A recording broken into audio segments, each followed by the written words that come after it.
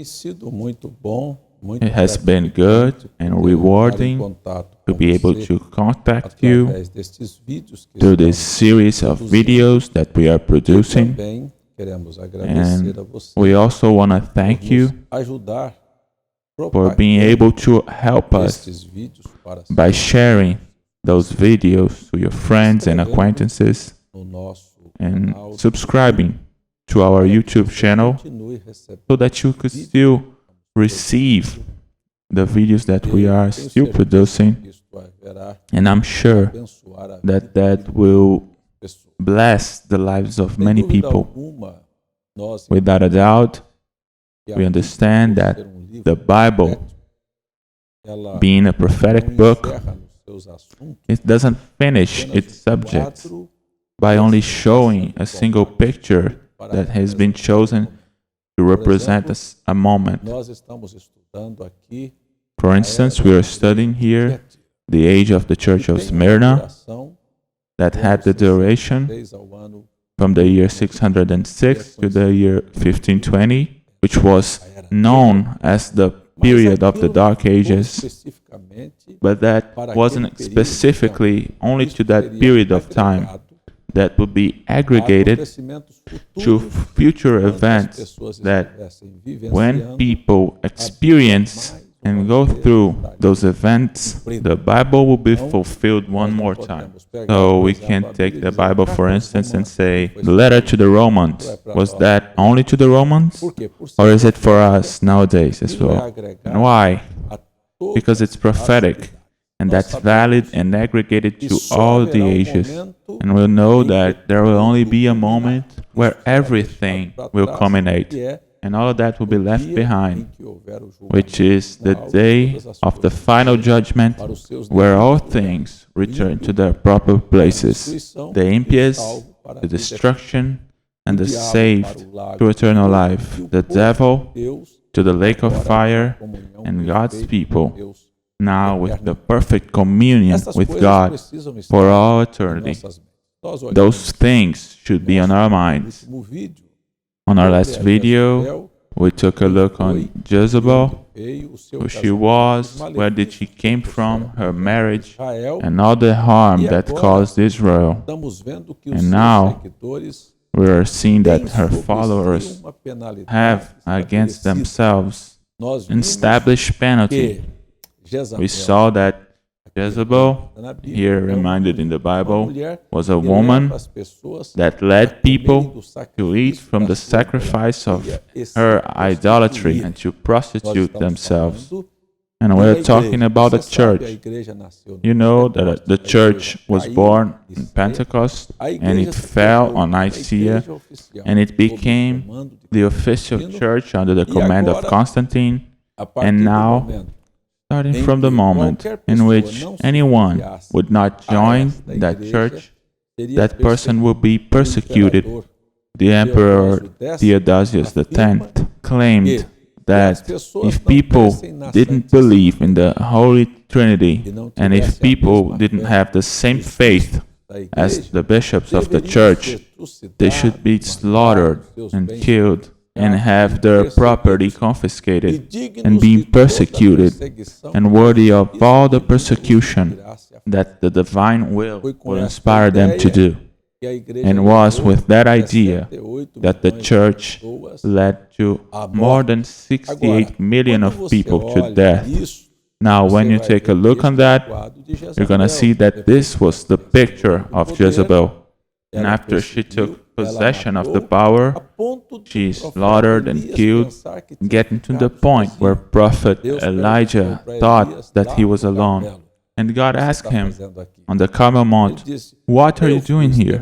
And he said, "I was extremely zealous for the Lord my God, and they killed your prophets, and they tore down your altars. And I'm the only one left." But God told him that there was 7,000 left that haven't kneeled to those teachings of Baal. And it was like this. Even though the Catholic Church was the official church, it didn't become master of the people in full. there was always those ones who kept the principles, the holy principles of the teachings of the apostles, and they were, for instance, here how was quoted by Brother Branham, Columba, that became the messenger, the angel of the church of Thyatira. God will always have people that wouldn't kneel before those spirits. And now this woman Jezebel, she carries around her a prophecy.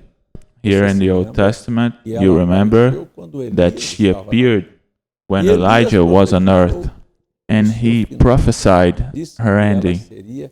He said that she would be eaten by dogs. And it was like this. Now, in the days when Brother Branham was on earth prophesying, there was a frame to claim his ministry. Remember that Israel became a nation by leaving Egypt and going to the promised land in order to have liberty to praise the true God. You may recall that in contemporary history, the United States of America was born from the escape of those men who were in England, going through the English Channel in order to come to that new land called the New World Land, searching for a new form, a new expression of praising God. So Israel was born as a nation in the same way that the USA was. It was born under God's protection and direction. Did they remain? No. And the USA, in the same way, also no. You're going to see that when Ahab married Jezebel, it was the first marriage from a king with a woman who was not Israeli. You're going to remember that in the days of the prophet William Branham, the United States of America, that was born with the Bible on its hands, under the Protestant flag, had its first president as a Catholic, John Kennedy. And you're going to see that he was married to a woman called Jacqueline, that was actually the one who ruled. And you're going to see that it's so precise that Jacqueline died being eaten by cancer, and John Kennedy was assassinated, as well as Ahab was assassinated, and Jezebel eaten by dogs. You're going to see that Jezebel, before she died, she painted her eyes when she was about to receive the visit of Jehu, coming to exterminate the house of Israel, to fulfill the prophecy of Elijah. You're going to see that Jacqueline Kennedy, just before she passed away, she painted her eyes, she retouched her makeup, cancer was eating her up with terrible pain in her last moments, but she was worried about painting herself only to vindicate that this word is the truth, and that in this period Elijah was on earth, and was in that period that Brother Branham was prophesying. Now Jezebel, the modern one, and here's the picture, I'm only showing it to you, that when the Bible takes this woman, speaking in a sense as a church, you can observe chapter 17 of Revelation, on verse 9, a woman who was sitting under 9 hills.